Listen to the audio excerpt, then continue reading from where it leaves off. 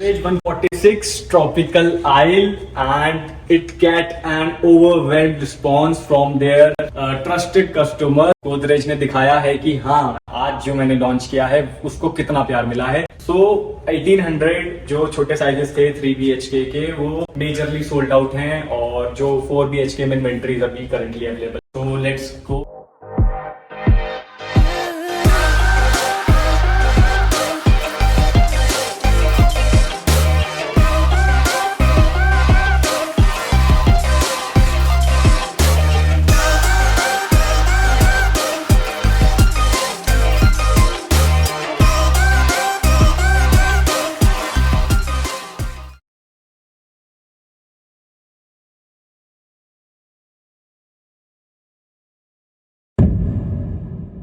आज हम जिस प्रोजेक्ट पे हैं ये नोएडा का मोस्ट अवेटेड प्रोजेक्ट है.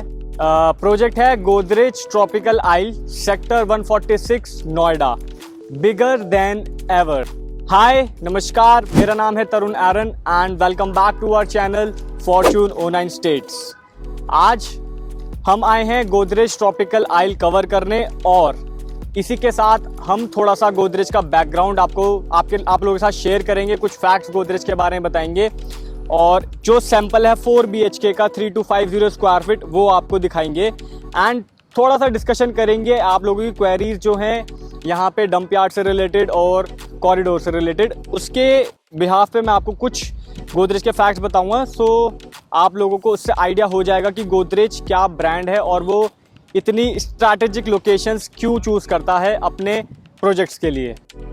गोदरेज एक ओवरनाइट सक्सेस का नाम नहीं है. गोदरेज 125 साल 125 इयर्स का ट्रस्ट है जो आप लोगों ने गोदरेज को दिया है. गोदरेज के बारे में कुछ इंटरेस्टिंग फैक्ट्स बताता हूं आपको.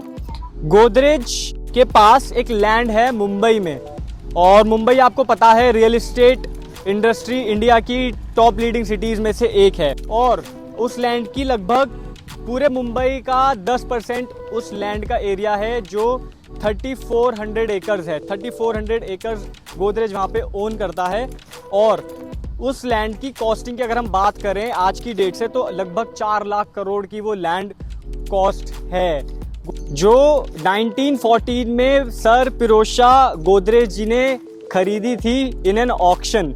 तो 3400 एकर्स की वो लैंड है. ये पूरी केस स्टडी है गोदरेज की. मैं आई बटन में आपके साथ लिंक शेयर कर दूं. मस्ट सी है गोदरेज के बारे में अगर आपको जानना है. तो मैं ये सब चीज़ें आपको क्यों बता रहा हूँ. गोदरेज जो प्लानिंग करता है जियोग्राफिकल डाटा और एनालिटिक्स करके ही किसी भी लोकेशन को फाइनलाइज करता है. सेक्टर 146 अगर आज जाना जा रहा है नोएडा में तो केवल और केवल गोदरेज की वजह से ही जाना जा रहा है. प्रोजेक्ट की स्पेसिफिकेशन से बात कर लेते हैं एक बार. प्रोजेक्ट सेक्टर 146 में लाया करता है. प्रोजेक्ट का नाम है द ट्रॉपिकल आइल.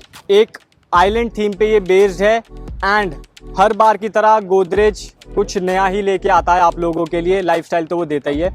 सो ये जो लैंड है 12 एकर्स की ये पूरी पेड अप लैंड है गोदरेज की साइड से और इस बार प्रोजेक्ट जो है गोदरेज खुद कंस्ट्रक्ट करेगा. ये किसी के साथ JV में नहीं है. ये कोई जॉइंट वेंचर प्रोडक्ट नहीं है. एंड अभी 12 एकर्स में गोदरेज ने अराउंड 6 एकड़ में अपने 5 टावर लॉन्च किए हैं.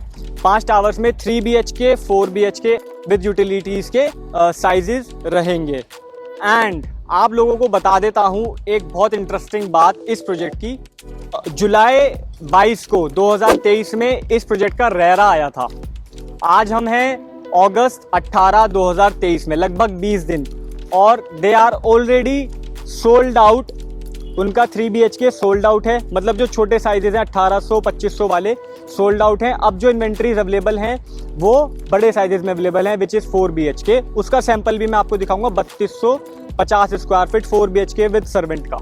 Now most amazing point is कि प्रोजेक्ट के 20 दिन के रेरा के अंदर अगर मैं आपको फॉर एग्जांपल बताता हूं 500 यूनिट थी. 500 में 3 गुना EOIs आ चुकी हैं. लगभग 1500 एक्सप्रेशन ऑफ इंटरेस्ट ऑलरेडी आ चुकी है. तो गोदरेज को भी कहीं ना कहीं इस चीज का आइडिया नहीं था but they have selled very very amazingly और प्रोडक्ट को ओवरवेल्म्ड रिस्पॉन्स मिला है from there trusted customer. Now चलते हैं, आपको एक सैंपल दिखाता हूँ 4 BHK 3250 स्क्वायर फीट का, और उसके बाद हम डिस्कशन करेंगे about the locality, the near by vicinity में क्या क्या चीज़ें अवेलेबल हैं और यहाँ पे क्या कितना अप्रिशिएट हुआ है और सेक्टर कैसा है। सो चलिए एक्सप्लोर करते हैं 4 BHK।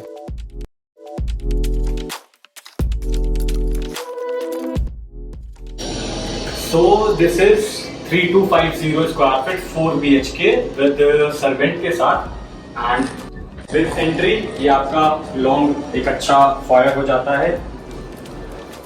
Here comes your guest room and your attached washroom. Now this is your elegant and spacious living and dining. So here is your dining and this is your living area. This is very beautifully designed kitchen in 4 BHK. It comes with beautiful spacious utility balcony.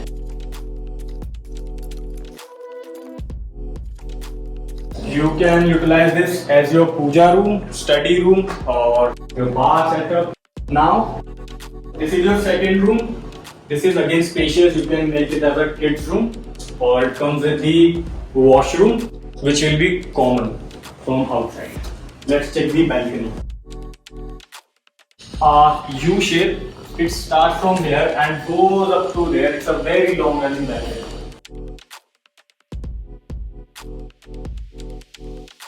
इतनी बड़ी balcony है ये, और 4 BHK के ही size में मिलती है। और आइए बाकी के और 2 रूम एक्सप्लोर करें।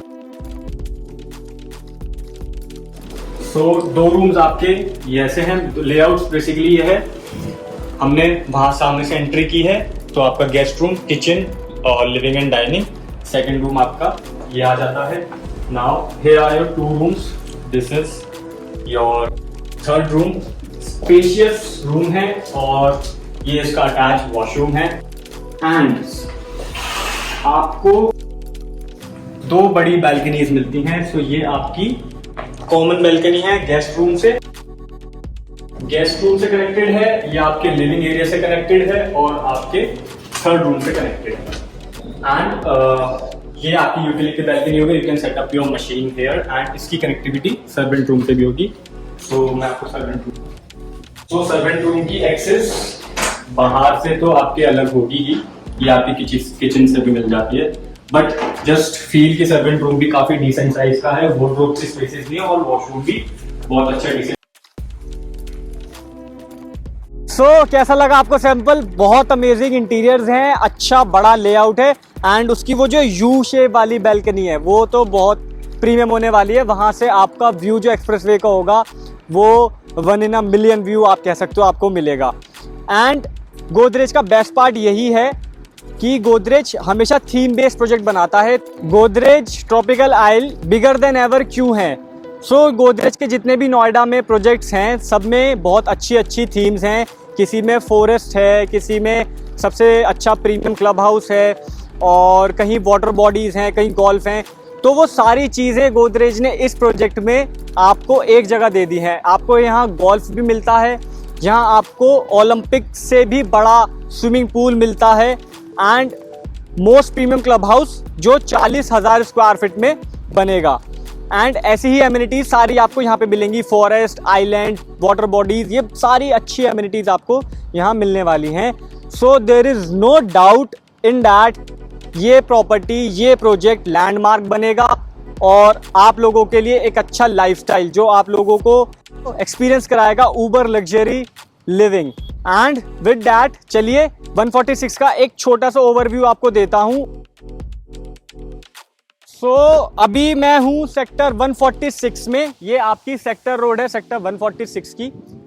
आप मेरे राइट पे देखिए, ये DFCCIL का कॉर्पोरेट ऑफिस बन रहा है, एंड इसका आप लेआउट चेक कीजिए कितना प्रीमियम फसाड ये बनने जा रहा है। तो इस लोकेशन की ये USPs हैं। कॉर्पोरेट ऑफिस होना सेक्टर 146 में, आप समझ सकते हो सिक्योरिटी वाइज भी बहुत अच्छा होगा इस सेक्टर के लिए, मेंटेनेंस वाइज बहुत अच्छा होगा सिक्योरिटी के लिए, और जेंट्री यहाँ पे आपको हमेशा ही अच्छी मिलेगी। थोड़ा सा एक कंसर्न है लोगों का डंप यार्ड का। तो सिंपली डंप यार्ड की अभी जो करंट स्टेटस है वो न्यूज़ में आपको लिंक में अटैच कर दूंगा, आप भी पढ़ सकते हैं।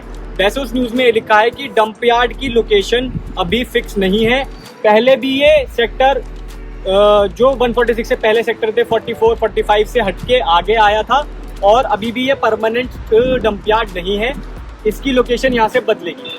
सिंपली आप आइडिया इस चीज़ से लगा सकते हैं, जहाँ कॉरपोरेट ऑफिसेज होते हैं गवर्नमेंट के, वो लोकेशन स्ट्रैटेजिकली बहुत अमेजिंग होती है, रिफाइंड होती है, सिक्योरिटी वाइज बहुत प्रीमियम होती है, मेंटेन्ड होती है। और जिस हिसाब से यहाँ पे डेवलपमेंट हो रहा है लैंडमार्क्स का, तो आप आज से 3 साल बाद की पिक्चर देखिए। ऑल्सो नियर बाय विसिनिटी में क्या है, अभी सेक्टर 144 में अगर जेंट्री की बात करते हैं तो गुलशन डायनेस्टी जिसका पोजीशन आने वाला है, वहाँ 4700 स्क्वायर फीट का साइज है और आज करंट रेट उसका है 8.5 करोड़ रुपए। सो एक वो भी जेंट्री आपको क्लोज विसिनिटी में मिलेगी। देन डीएलएफ का टेक पार्क, जो 25 एकर्स में डीएलएफ टेक पार्क बना रहा है। डीएलएफ भी हर लोकेशन पे हर जगह डेवलपमेंट नहीं करता है, तो डीएलएफ का टेक पार्क भी एक अपने आप में आइकॉनिक लैंडमार्क इस लोकेशन का रहेगा। सिंपली ये सब चीज़ें आपको बताने का ये है क्योंकि एक तो ये फैक्ट्स हैं, मैं कोई आपको मनगढ़ंत कहानियां नहीं बता रहा हूँ। DLF tech park almost ready है, बट कहीं ना कहीं आप कंसिडर कीजिए थोड़ा सा 3 साल बाद की पिक्चर को। अभी आपको ये सेक्टर खाली लगेगा, आप विजिट करोगे, लेकिन 3 साल बाद ही यहाँ पे, क्योंकि पोजीशन में भी टाइम लगेगा गोदरेज को कंस्ट्रक्ट करने में, 3 साल मिनिमम टाइम है। एज ऑफ नाउ ये मेरे नॉलेज थी, ये मेरे फैक्ट्स बेस्ड मैंने आपको सारी चीज़ें बताई हैं। आप लोग डिसाइड कीजिए, आप लोग कमेंट्स में बताइए कि क्या ये सेक्टर फ्यूचर सेक्टर हो सकता है, जिस हिसाब से यहाँ कॉरपोरेट ऑफिसेज या और बड़े ब्रांड्स डीएलएफ, गोदरेज, सेक्टर 150 में काफ़ी ब्रांड्स हैं, तो ये ब्रांड इस सेक्टर को प्रीमियम बनाएंगे या नहीं।